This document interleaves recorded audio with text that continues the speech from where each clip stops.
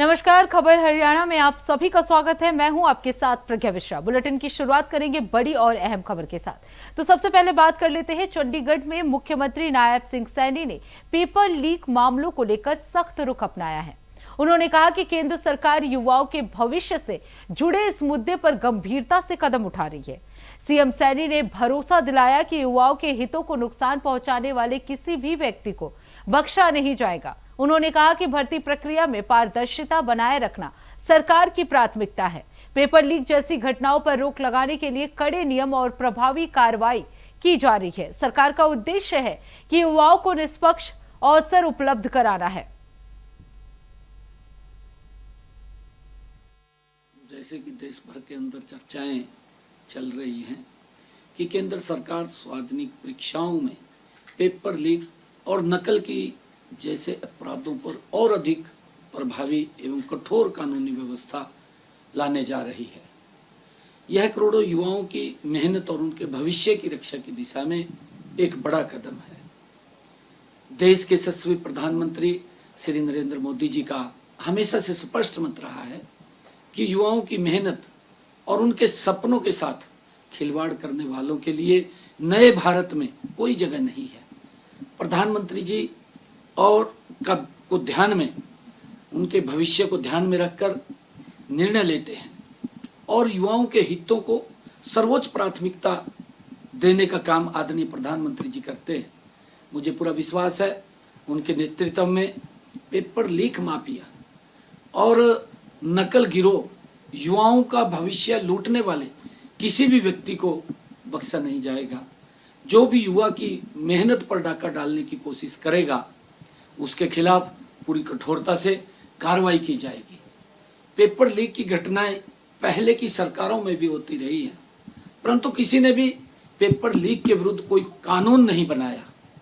कांग्रेस के समय में, क्योंकि राजीव गांधी की सरकार के समय 1986 में इस विषय पर केवल चर्चा हुई, लेकिन कानून तब भी नहीं बना। सरकार ने इसे नहीं बनाया। 2024 में देश के यशस्वी प्रधानमंत्री आदरणीय नरेंद्र मोदी जी के नेतृत्व में इस विषय पर कानून बनाया, जिसको अब और भी मजबूत बनाया जा रहा है। हरियाणा में भी हमारी सरकार ने पहले ही बिना पर्ची बिना खर्ची के संकल्प को धरातल पर उतारा, पारदर्शी और मेरिट आधारित भर्ती व्यवस्था स्थापित की है। देखिए, अब रुक कर लेते हैं अगली खबर की। हिसार में सूखे जैसे हालात और सिंचाई संकट को लेकर किसानों ने डीसी कार्यालय के बाहर 24 घंटे का धरना शुरू कर दिया है। आपको बता दें, किसानों की मांग है कि उन्हें नहरों में पर्याप्त पानी उपलब्ध कराया जाए, खाद की सप्लाई सुचारू की जाए और फसल नुकसान का उचित मुआवजा दिया जाए। किसानों का कहना है कि पानी की कमी से खेती प्रभावित हो रही है और उनकी परेशानियां जो है वो बढ़ती जा रही हैं।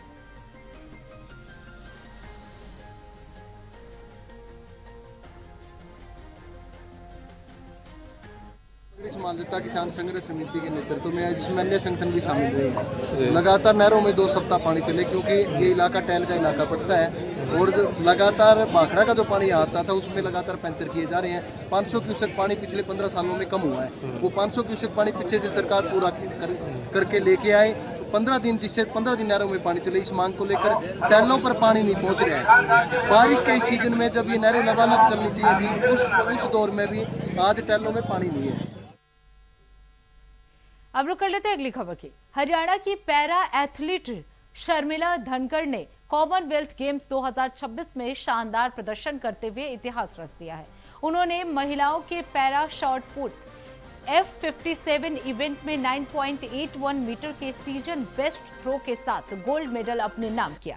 इसके साथ ही शर्मिला कॉमनवेल्थ गेम्स में स्वर्ण पदक जीतने वाली भारत की पहली महिला पैरा एथलीट बन गई हैं। उनके इस उपलब्धि पर परिवार और क्षेत्र में खुशी का माहौल है। शर्मिला की मां और परिवार के सदस्यों ने उनकी जीत पर गर्व और खुशी जाहिर की है। दीपक है, मेरी बुआ जी ने आज कॉमनवेल्थ में गोल्ड मेडल जीता है। मैं यही उम्मीद करता हूं कि ओलंपिक में भी गोल्ड मेडल जीत के आए और हमारे गांव का नाम रोशन करे, हमारे देश का नाम रोशन करे, हमारे हरियाणा का नाम रोशन करे। बहुत बड़ी बात है कि जो शर्मिला ने ये काम किया है और हमारे गांव का बहुत नाम ऊंचा किया है। पूरा गांव उनको शुभकामनाएं देता है। और हमें इस बात का बहुत आभार होता है कि हमारे गांव की बहन, जो हमारी बहन लगती है, उसने बहुत अच्छा काम किया है और छोटे बच्चों में भी बहुत इसको देखकर प्रोत्साहन मिलेगा। भाग है, मैं उनका भाई लगता हूँ, शर्मिला का भाई लगता हूँ और उन्होंने अपनी तैयारी के लिए बहुत सी कठिन मेहनत करी। उनके भाई हैं जो ऑटो चलाते हैं और एक बहुत ही गरीब परिवार से बिलोंग करती है। वो इतने कठिनाइयों का सामना किया होता था कि उसके लिए यानी कि खेलने के लिए वहां से उसको बसों में जाना पड़ता था। काफी मतलब संघर्ष किया है और उनकी माँ ब्लाइंड है, पिता एक्सपायर हैं, हुए ने। यहाँ तक है कि मतलब उसने गेमों में जाने के लिए, अच्छी तैयारी के लिए उन्होंने अपनी जमीन तक भी गिरवी रखनी पड़ी। खूब खुशी है बेटा, मैंने तो ये खुशी पहली बार मिली है। ऐसी खुशी जिंदगी में पहली बार मिली है, पहले कभी नहीं मिली थी। आज मैं सब दुख भूल रही हूँ, खुशियाँ छा रही है। मैं मेरी आंखों का भी दुख भूल गई। बेटा कुछ नशा पता करता, मैं उसको भी भूल गई आज तुम। अब रुक कर लेते हैं अगली खबर की। मॉनसून के दोबारा सक्रिय होने से लोगों को उमस भरी गर्मी से राहत मिली है। भिवानी समेत प्रदेश के कई हिस्सों में मौसम सुहावना हो गया है। आपको बता दें, भारतीय मौसम विज्ञान विभाग के अनुसार राज्य के अधिकांश क्षेत्रों में तेज बारिश होने की संभावना है। पिछले दिनों भिवानी में अधिकतम तापमान 38 डिग्री सेल्सियस तक पहुंच गया था, लेकिन बारिश के बाद तापमान में गिरावट दर्ज की गई है। मौसम विभाग ने लोगों को सतर्क रहने और बारिश के दौरान सावधानी बरतने की सलाह दी है।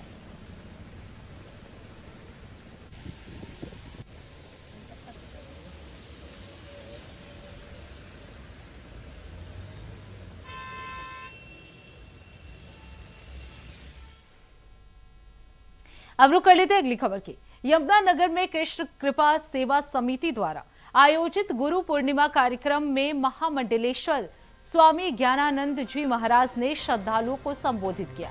उन्होंने कहा कि संस्कार और परंपराएं बड़ों से शुरू होती है। माता पिता बच्चों को संस्कार और संस्कृति की सीख दें, तभी समाज में अच्छे संस्कार आगे बढ़ेंगे। उन्होंने व्यास पूर्णिमा का महत्व बताते हुए कहा कि व्यास गद्दी से वेदों की व्यवस्था, पुराणों का ज्ञान और आध्यात्म का मार्गदर्शन मिला है।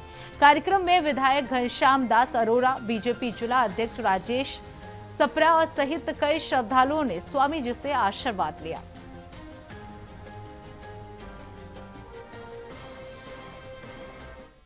है कि इसमें कोई संदेह नहीं, मातृदेवो भव, पितृदेवो भव और फिर आचार्य देवो भव है।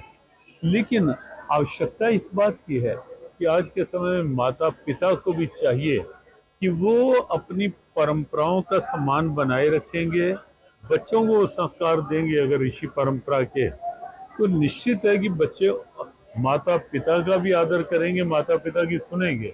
बच्चों को अच्छे संस्कार नहीं दिए तो बच्चे देश और धर्म और मानवता के तो दूर की बात है, बच्चे माता पिता की भी बनकर रह पाएंगे, इसमें भी संदेह है जो आज दिखाई दे रहा है।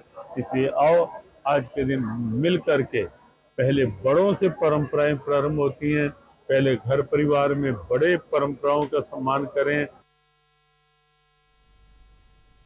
तो फिलहाल रुकते एक छोटे से ब्रेक के लिए। ब्रेक के बाद जल्द लौटेंगे। देखते रहिए इंडिया वॉइस।